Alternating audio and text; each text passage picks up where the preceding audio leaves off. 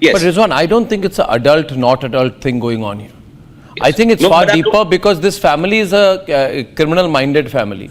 And the family initially put the driver forward. The driver now realizes that he was fixed and he's saying, no, I was not on the wheels of the car. I have evidence which shows, and I'll show you the footage where the boy is identified by the eyewitnesses as the driver and is being beaten up. It's the boy, it's not the driver. If if the driver was at the wheels, you would see the driver being beaten up, but the eyewitnesses are beating the super rich super brat up. I agree with you that the evidence which is available on record clearly suggests that it was the boy who was on the wheel and that the driver was nowhere at the scene of the crime. No, but this is my evidence. No, this is Republic evidence. The evidence the police has taken, which S.K. Agarwal, the grandfather, is confidently talking about, is an alleged statement of the driver where he said he was at the wheels, which is not possible.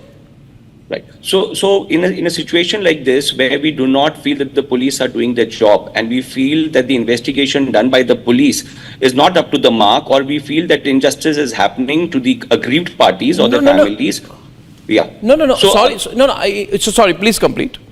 Yeah. So in situations like this, Arnab, what happens is that, whatever evidence is collected so far, I'm not saying that we cannot challenge the actions of the police. Of course, we can file a writ, we can challenge the actions of the police.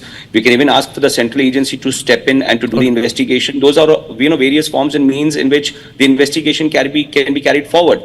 But nonetheless, as per the provisions of law, though there are lacunas, there are loopholes, and the police have not done whatever they were required to be, whatever they're required to do as per the provisions of law. No.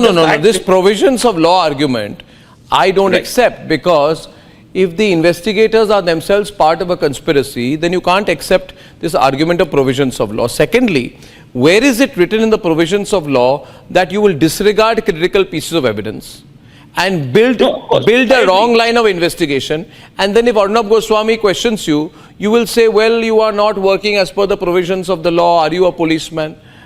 This Hemangini is calling in from Nagpur. Hemangini, what do you think?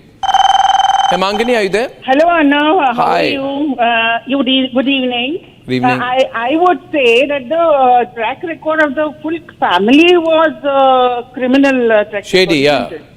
And instead of taking urine samples, urine samples are more accurate. They took blood samples, right? And blood samples there also they manipulated. They didn't take urine samples, Hemangini.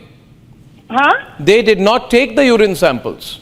Yes, they should have taken. I think so. Oh, yeah. Why didn't they take? I wonder. You are right. Absolutely. These are basic facts, Hemangini. Can you see viewers like you are calling in? And what does the police think they are? I mean, Rizwan, there is no explanation. Viewers are seeing through what the police commissioner is doing. I agree, there is no explanation, and as far as investigation is concerned, it appears to be blotched. But what I'm trying to tell you is, Arnab, is strictly going by the provisions of law.